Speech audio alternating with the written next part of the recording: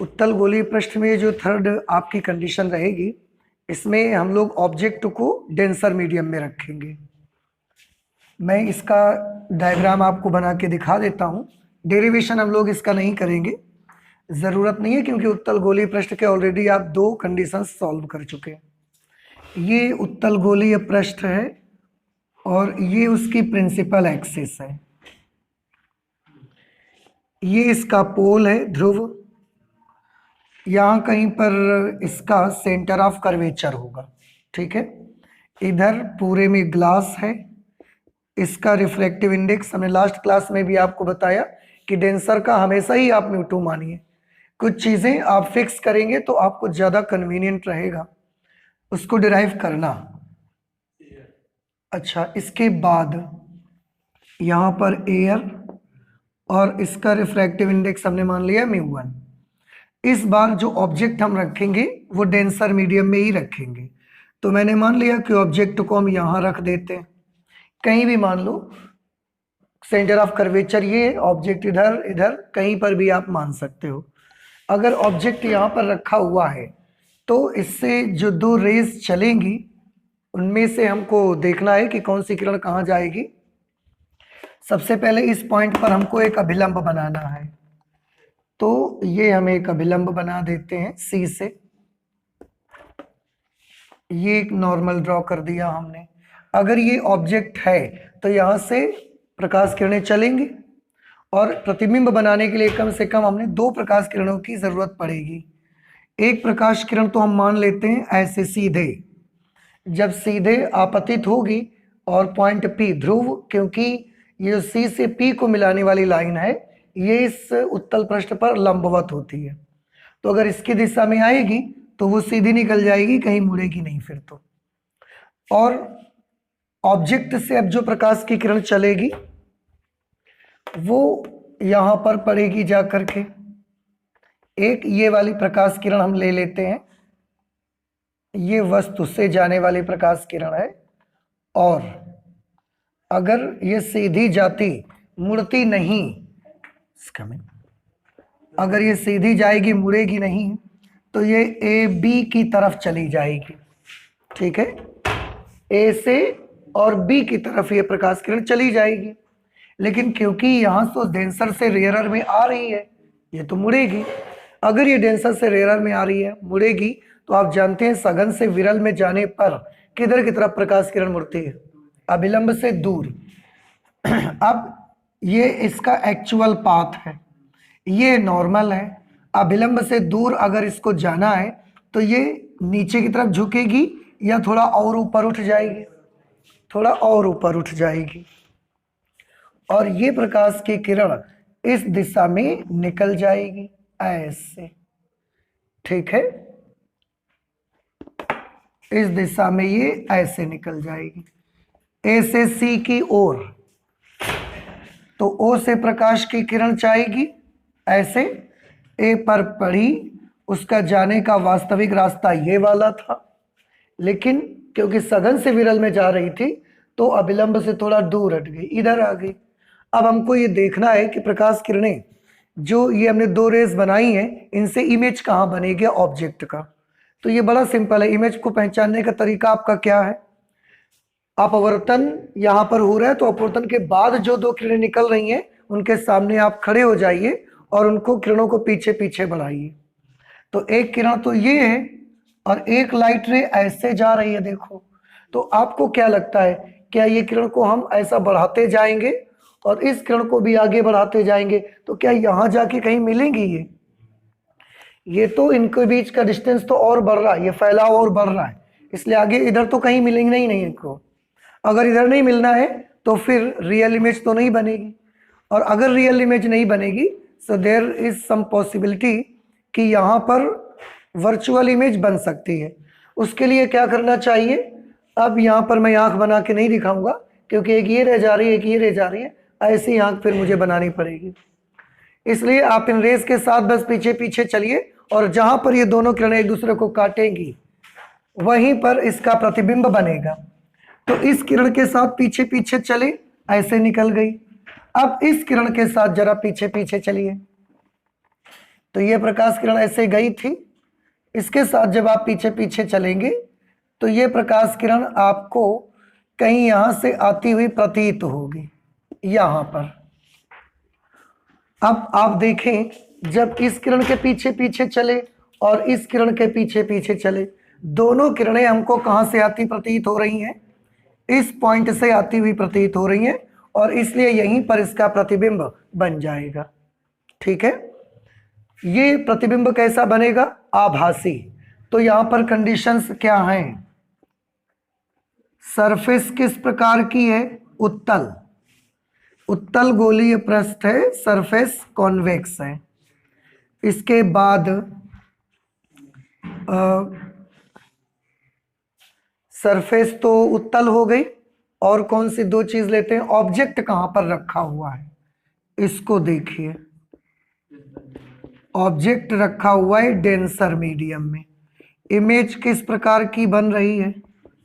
Image बन रही है वर्चुअल, आभासी प्रतिबिंब। ये वाली कंडीशन है इस बार। और इस कंडीशन में सारे एंगल्स भी मैं आपको बता देता हूं। अल्फा कहां पर बनेगा, बता सकते हैं आप मुझे?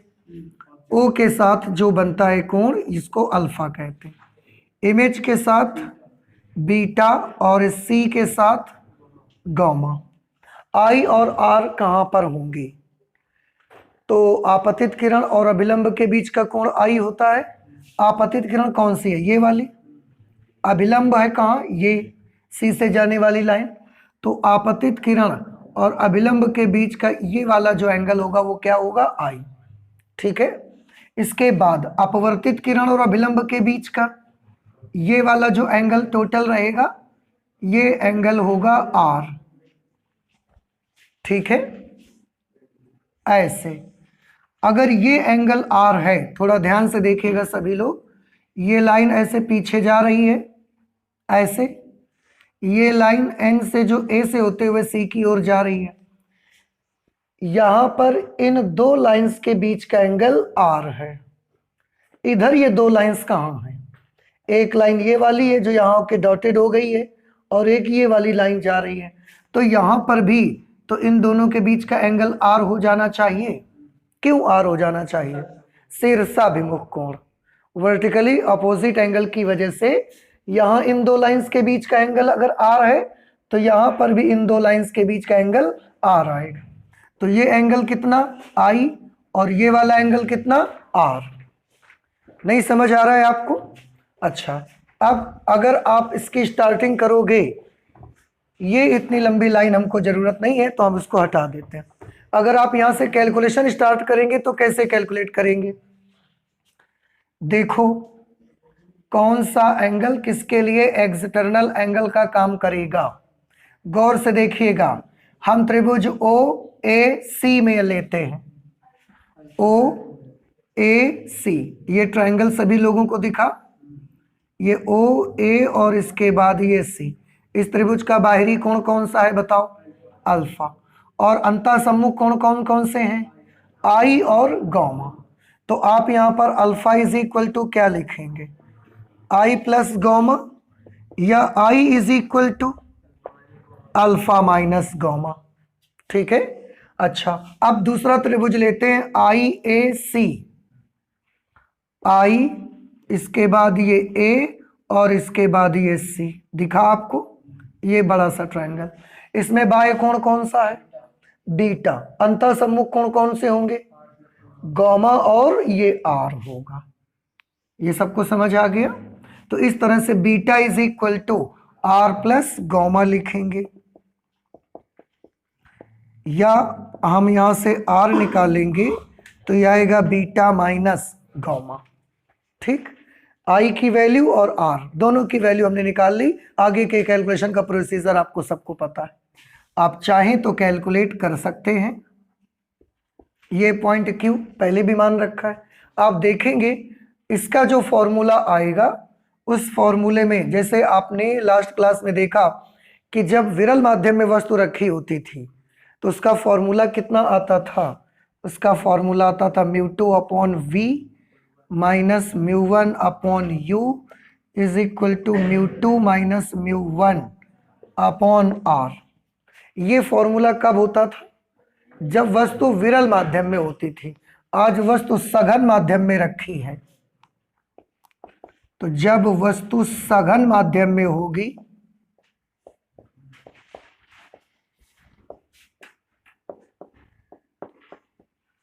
जब वस्तु सघन माध्यम में हो उस समय फॉर्मूला क्या हो जाएगा? आपको मैंने बताया था, आप इसको सॉल्व करेंगे और देखेंगे आपको जो फॉर्मूला मिलेगा उसमें μ2 की जगह μ1 आ जाएगा और μ1 की जगह μ2 आ जाएगा। तो इंटरचेंजमेंट किसका हो जाएगा? μ1 और μ2 का चेंज हो जाएगा। तो इस तरीके से क्या फॉर्मूला बनेगा आपको? μ1 upon v minus μ2 upon u is equal to μ1 minus μ2 upon r। ये फॉर्मूला आपको मिलेगा। और आप देखेंगे कि जो वस्तु है वो क्योंकि सघन माध्यम में है और μ2 में है, इसलिए वस्तु की दूरी μ2 के नीचे आ रही है अब। ठीक है, तो ये चीज आपको फॉर्मूला ऐसा चेंज हो जाएगा और इस तरीके का फॉर्मूला मिलेगा आपको। तो ये उत्तल गोलीय पृष्ठ की एक अगली कंडीशन है। ठीक है, इस तरीके से बहुत सारी कंडीशंस हो सकती हैं। इसमें हम इस वस्तु को C के इधर रख सकते हैं, समझ रहे हैं? ये जो ऑब्जेक्ट है ये C के हम इधर रख सकते हैं। तो अगर ऑब्जेक्ट को C के इधर रखोगे फिर प्रकाश की किरण जाएगी, अभिलंब से दूर हटेगी तो नीचे की तरफ झुकेगी, फिर उसका आभासी प्रतिबिंब हमको यहाँ और पीछे मिलेगा जाके। So there may be so many conditions कि आप वस्तु को कहाँ रखते हो इस पर भी बेस्ड रहेगा ये। ठीक है, तो मैंने 2-3 कंडीशन करके आपको दिखा दी हैं एंड आई होप कि आपको अब रे डायग्राम थोड़ा थोड़ा समझ में आ रहा होगा। तो आप भी बनाइए, अपने आप से भी कोशिश करिए और इसको नोट कर लीजिए आप। ठीक है, इसके बाद हम लोग अब दूसरी सरफेस लेते हैं, अवतल गोलीय पृष्ठ। अवतल गोलीय पृष्ठ आप पहचानते हैं, ये अवतल गोलीय पृष्ठ होगा। अब हम इस सरफेस से प्रकाश का अपवर्तन करके देखेंगे।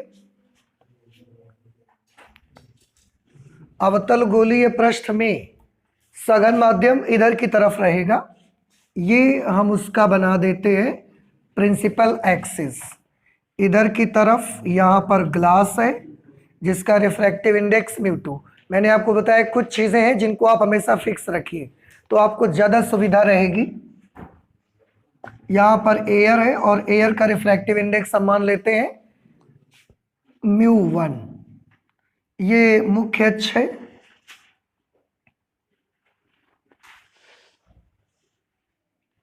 इस तरह से। ठीक, यहां पर अवतल गोलीय पृष्ठ का ध्रुव है P, इसका सेंटर ऑफ कर्वेचर ऐसा ये पूरा गोला होगा। तो सेंटर ऑफ कर्वेचर कहीं पर यहां पर मैं मान लेता हूं कि ये इसका सेंटर ऑफ कर्वेचर है, क्योंकि इस बार जब इसका गोला पूरा करोगे तो गोला ऐसा बनेगा ना पूरा इसका, तो ये सेंटर ऑफ कर्वेचर इधर पड़ेगा, इस बार इधर सेंटर ऑफ कर्वेचर नहीं पड़ेगा। ये समझ में आ रहा है ना आपको? अच्छा, इसके बाद वस्तु को रख लेते हैं। हमने मान लिया यहाँ पर वस्तु है, हम वस्तु को सेंटर ऑफ कर्वेचर के इधर भी रख सकते हैं। ऑब्जेक्ट को हम सेंटर ऑफ कर्वेचर से इधर भी रख सकते हैं। हमने अभी फिलहाल इधर की तरफ रखा हुआ है, ये ऑब्जेक्ट है। अब अपवर्तन करके इससे हमको इमेज बनानी है, तो इमेज कैसे बनाएंगे? उसके लिए वस्तु से जाने वाली हमको 2 किरणें चाहिए। तो वस्तु से जाने वाली अगर आपको 2 किरणें चाहिए तो एक प्रकाश की किरण तो आप मुख्य अक्ष की दिशा में ही ले लो ऐसे, और क्योंकि ये C से जाने वाली लाइन है तो ये लाइन इस पृष्ठ पर अभिलंबवत है, इसलिए ये प्रकाश किरण सीधी निकल जाएगी, कहीं मुड़ेगी नहीं। ठीक है, अब O से चलने वाली, वस्तु से चलने वाली एक दूसरी किरण भी हमको चाहिए। दूसरी किरण अगर आपको चाहिए तो वो हम ऐसे ले लेते हैं, यहाँ पर कहीं पर भी आप बना लो, हम यहाँ पर ले लेते हैं। वस्तु से चलने वाली एक प्रकाश किरण ऐसे पड़ी, अगर ये कहीं नहीं मुड़ेगी तो ये सीधी ऐसे चली जाएगी। अगर ये कहीं ना मुड़े तो ऐसे सीधी चली जाएगी। इस पॉइंट का नाम हम रख लेते हैं A और अगर कहीं नहीं मुड़ेगी तो ये किस दिशा में निकल जाएगी, ए से बी की ओर निकल जाती। लेकिन क्योंकि ये तो विरल से सघन माध्यम में जा रही है, इसलिए या तो ये अभिलंब की ओर झुकेगी, है कि नहीं। अगर विरल से सघन में जाएगी तो अभिलंब की ओर झुकेगी, सघन से विरल में जाती तो अभिलंब से दूर हट जाती। लेकिन अभिलंब कहाँ है, अभिलंब तो अभी हमने नहीं बनाया, कैसे बनेगा। पॉइंट ए पर अभिलंब चाहिए, बताएं।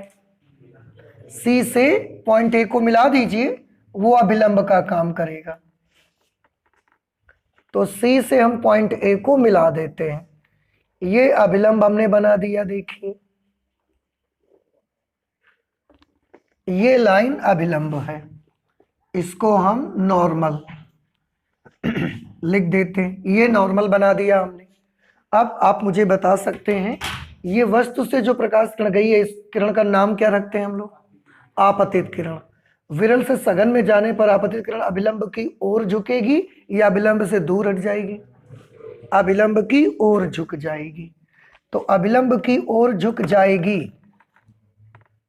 ऐसे अभी ये इधर की तरफ जा रही है, लेकिन अभिलंब की ओर झुकेगी तो ये थोड़ा सा इधर की तरफ ऐसा मुड़ जाएगी, इस तरीके से निकल जाएगी। फिर ये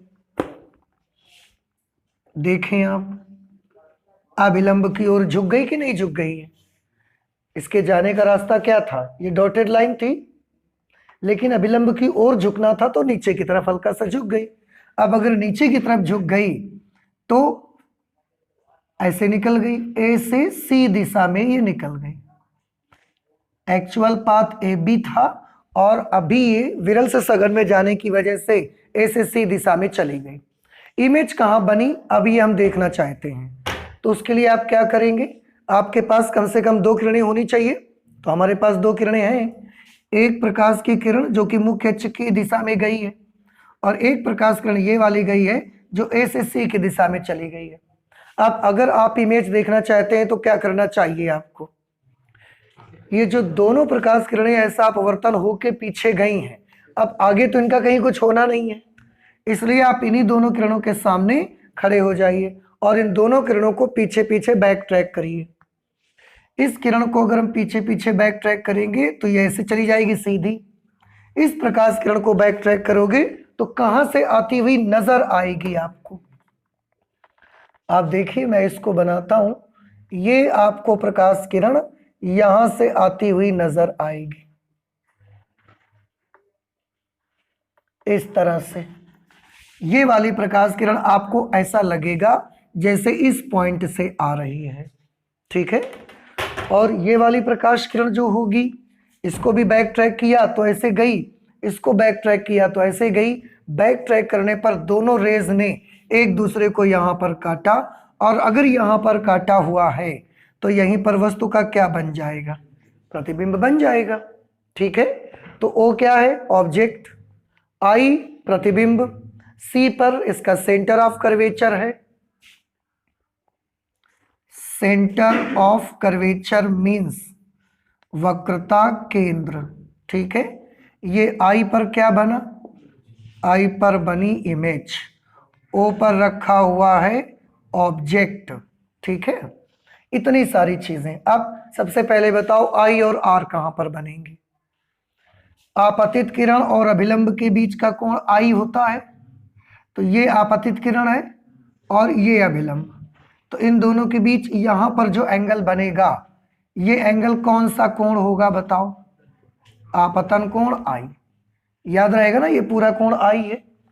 अपवर्तन कोण कौन सा होगा, अपवर्तित किरण और अभिलंब के बीच जो एंगल बनेगा, तो ये लाइन क्या है, अभिलंब। अपवर्तित किरण कहां पर है, ए बी की ए सी, इन दोनों के बीच जो एंगल बनेगा वो कौन सा एंगल होगा, आर, अपवर्तन कोण। क्या यही आर यहां कहीं दिखेगा आपको, ध्यान से देखो, इस सी से होती हुई इस लाइन को अगर पीछे ले जाएंगे, तो अगर आपने फिगर समझा है तो प्लीज मुझे बताएं कि सी से जो किरण ऐसे पीछे की ओर बढ़ाई थी हमने, वो ए सी में गई है या ए से आई की तरफ गई है, ए से आई की तरफ गई है। एक काम कर लो आप, यहाँ सेंटर ऑफ कर्वेचर है ना, तो इसको सी से हटा के इसको डी कर दो आप, ठीक है, ये आर है, अगर ये लाइन ये पीछे आई और ये अभिलंब वाली लाइन ये ऐसा सी तक जा रही है, तो यहां पर इसके और इसके बीच का एंगल आर है, तो यहां पर भी इसके और इसके बीच का एंगल कितना हो जाएगा, आर हो जाना चाहिए। किस वजह से, शीर्षाभिमुख कोण की वजह से, वर्टिकली अपोजिट एंगल। क्लियर। अच्छा, अल्फा बीटा गामा कहां पर है बताएं, यहां वाले एंगल को क्या मानेंगे, गामा, इस वाले एंगल को बीटा और इस वाले एंगल को अल्फा। ये चीजें आप मत चेंज करिए अपने आप से, ठीक है। ये सारा कुछ हो गया। एक यहां से आप नॉर्मल ड्रॉप कर सकते हैं इस तरह से, और ये वाले पॉइंट को हम क्या बोलेंगे, क्यू। ठीक है। स्पेसिफिकेशन इस फिगर का क्या है, क्या स्पेशलाइजेशन है, यहां पर सबसे पहले बात करेंगे पृष्ठ किस प्रकार का है, सरफेस कैसी है, क्या ये उत्तल है या ये अवतल पृष्ठ है, अवतल पृष्ठ है, कॉनकेव सरफेस है, ऑब्जेक्ट कहां पर रखा हुआ है, ऑब्जेक्ट रखा हुआ है रेयरर मीडियम में, इमेज कैसी बन रही है, आभासी है या वास्तविक है, किरण वाकई में यहां पर मिल रही है या आपको आती हुई प्रतीत हो रही है, प्रतीत हो रही, क्योंकि आंख आपने यहां लगाई होगी इस जगह पर, और उसके बाद ये दोनों किरणें जो आपकी आंख पर गई हैं ये यहां से आती हुई प्रतीत होती हैं, इसलिए इमेज कैसी बनेगी, इमेज वर्चुअल बनेगी। ठीक है, ये इमेज का स्पेसिफिकेशन। तो इस तरीके से ये खास बात है इस रे डायग्राम में, ये इस रे डायग्राम की क्वालिटी है, विशेषता है, उसकी कैरेक्टरिस्टिक है उसका। ओके, अब सॉल्व करना स्टार्ट करते। तो हमने जो पिछले डेरिवेशंस में एजम्पशन किए हुए हैं, कुछ चीजें हमने मानी थी ना कि अल्फा बीटा गामा आई और आर अत्यंत छोटे हैं, इसलिए sine i is equal to i और sine r is equal to r ले सकते हैं। क्योंकि ये एंगल बहुत छोटे हैं तो जरूरत पड़ने पर हम अल्फा को टैन अल्फा, बीटा को टैन बीटा और गामा को टैन गामा भी ले सकते हैं। एक तो ये चीज हमने मानी हुई थी। दूसरा हमने क्या माना था कि ये जो गोलीय पृष्ठ है इसकी वक्रता बहुत ज्यादा है कि बहुत कम है, बहुत कम है। अगर वक्रता बहुत कम होगी तो ये ज्यादा मुड़ा होगा कि कम मुड़ा होगा, कम मुड़ा होगा। अगर कम मुड़ा होगा तो पॉइंट क्यू जब यहां से परपेंडिकुलर ड्रॉप करेंगे तो पॉइंट क्यू पी के बहुत नजदीक आ जाएगा, and at that situation we can take p in place of q. हम क्यू की जगह पर क्या ले सकते हैं, पी ले सकते हैं।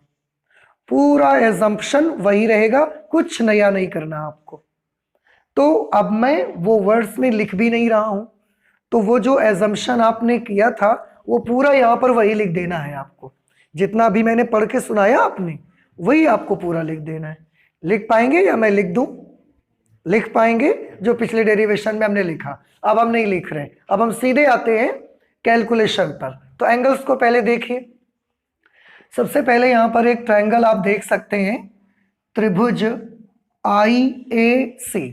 देखिए, जब आप सारे सिंबल्स वही बनाते हैं, सारे एंगल्स वही मानते हैं, तो हर बार पिछले 3 पॉइंट मैंने करके दिखाए उत्तल गोलीय पृष्ठ में, उसमें हमने हर बार त्रिभुज भी लिए। और आपने गौर किया होगा, अगर आप नहीं आपने ध्यान दिया तो आप मिला सकते हो, हर बार त्रिभुज भी सेम लिए गए हैं। एक बार त्रिभुज लिया गया है IAC और एक बार त्रिभुज लिया गया है OAC। याद आ रहा है कुछ आपको? यहां पर भी हम सबसे पहले लेते हैं त्रिभुज IAC में, त्रिभुज IAC ध्यान से देखिए, IAC इस ट्रायंगल में बाह्य कोण कौन सा है, बीटा, और अंतःसम्मुख कोण कौन कौन से हैं, गामा और आर। तो इस तरह से आप क्या लिख पाएंगे, beta is equal to gamma plus r. ठीक है, या आर की वैल्यू कितनी मिलेगी आपको, r is equal to beta minus gamma. दूसरा त्रिभुज हम ले लेते हैं, त्रिभुज OAC।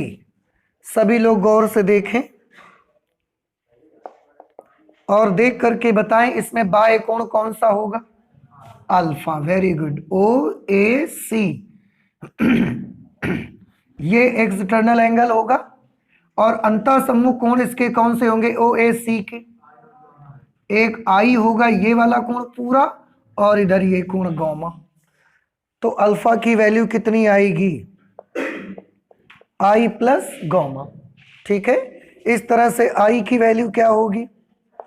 Alpha minus gamma. अब बताएं इसके बाद क्या करना रहता है? स्नेल के नियम से। अब आपको स्टेप्स भी देखो याद हो गई स्नेल के नियम से।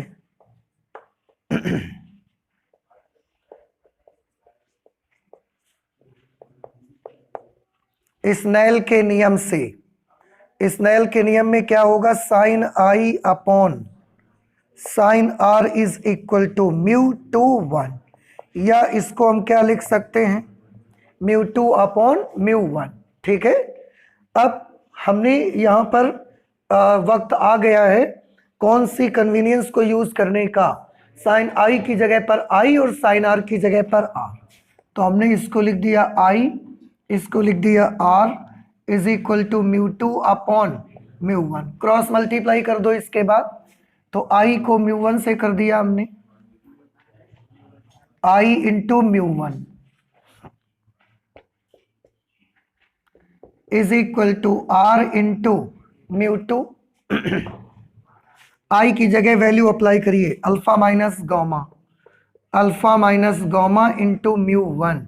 आर की जगह पर beta minus gamma into mu 2। ठीक है, मल्टीप्लाई करें, alpha into mu 1 minus gamma into mu 1 is equal to beta into mu 2 minus gamma into mu 2। इसको उधर भेज दें, इसको इधर लेते आइए, alpha into mu 1 minus beta mu 2, ये उस तरफ जाके पॉजिटिव हो जाएगा, gamma mu 1 minus gamma mu 2। इसके बाद ये alpha mu 1 minus beta mu 2, gamma common कर देंगे तो mu 1 minus mu 2 into gamma. अब क्या कर लेना चाहिए बताएं? अब जहां अल्फा है वहां tan अल्फा, हाँ यही वाला काम कर लेते, तो mu 1 into tan alpha minus mu 2 into tan beta is equal to mu 1 minus mu 2 into tan gamma. अब सारी वैल्यूज मुझे बताओ और यहां लिखते हैं tan अल्फा। tan अल्फा की वैल्यू क्या होगी? tan अल्फा लंब बटे आधार, A Q upon Q O.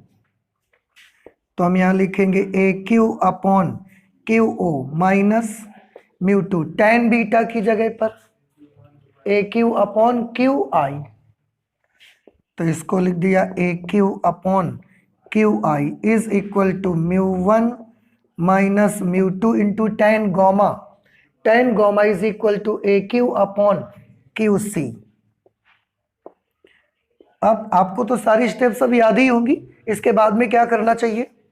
A Q से पूरी इक्वेशन को डिवाइड कर दो और एक साथ काम कर दो, क्यू की जगह पर क्या ले लो? पी। क्यू ले लो, ये हम पिछली बार भी कर चुके हैं, क्योंकि क्यू पी के बहुत पास में होगा, तो ए क्यू हट जाएगा और इसकी जगह पर p o minus mu 2 upon p i is equal to mu 1 minus mu 2 upon p सी।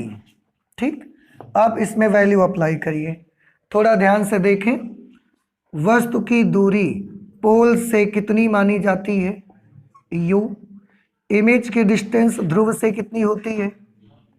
ये v लेते हैं इसको, और वक्रता केंद्र की दूरी पोल से कितनी ली जाएगी? ये डिस्टेंस r ली जाएगी।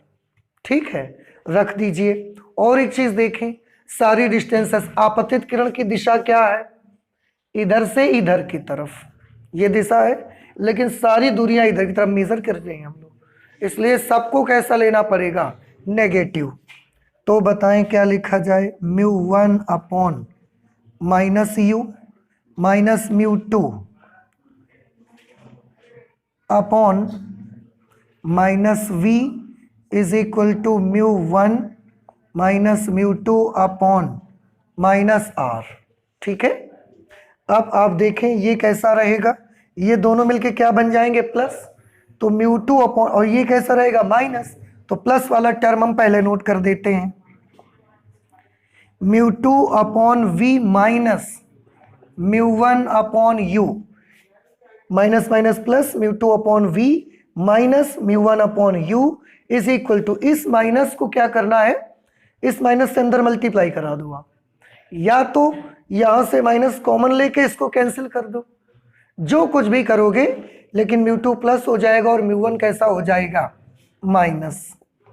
तो μ2 माइनस μ1 अपॉन r, इस तरह से ये वैल्यू आपको मिल जाएगी। देखो समझ आ रहा है आपको, तो ये चीज फॉर्मूला आपको मिला। और इसमें एक चीज और देखिए, वस्तु कहां पर थी, सघन विरल माध्यम में, रेयरर मीडियम में, और रेयरर मीडियम का रिफ्रैक्टिव इंडेक्स कितना था, μ1।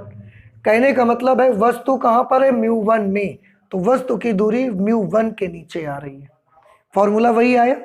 तो अब आप देख रहे होंगे मैंने अब तक उत्तल और अवतल के सब मिला के 4 लगभग करके दिखाए आपको, चौथा यहाँ पे किया हुआ है हमने। और अब आप समझ रहे होंगे लगभग सब की स्टेप्स भी कैसी हैं, सेम, सबका आगे जाके फॉर्मूला भी कैसा आता है, सेम। इसमें भी अगर हम ऑब्जेक्ट को सघन में रखेंगे, फिर रे डायग्राम बनाएंगे, उसको कैलकुलेट करेंगे, तो फिर उसमें μ2 अपॉन u आ जाएगा। ठीक है, तो ये फॉर्मूला आपको थोड़ा सा याद रखना है सभी को। हाँ, अगर μ1 से डिवाइड कर देंगे आप पूरी इक्वेशन को, तो फिर क्या मिलेगा आपको, μ2 अपॉन μ1 अपॉन v, μ1 से डिवाइड करेंगे तो 1 upon u, μ2 upon μ1 minus 1 upon r। μ2 upon μ1 क्या होता है, μ21 पहले माध्यम के सापेक्ष दूसरे माध्यम का अपवर्तनांक। यहां पर पहला माध्यम एयर है, दूसरा माध्यम ग्लास है, तो एयर के सापेक्ष ग्लास का रिफ्रैक्टिव इंडेक्स, और उसको हमने क्या मान लिया, म्यू। लास्ट क्लास में भी हमने लिखा था कि मान लिया जो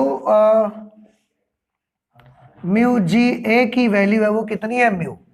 कांच का अपवर्तनांक वायु के सापेक्ष म्यू है, तो इसकी जगह पर हम लिख सकते हैं mu upon v minus 1 upon u is equal to mu minus 1 upon r. इस तरह से अवतल गोलीय पृष्ठ के लिए भी आपने डेरिवेशन कर लिया, और आप देख रहे हैं फॉर्मूला हर स्टेप पे सेम आएगा, कितने भी आप बना लो।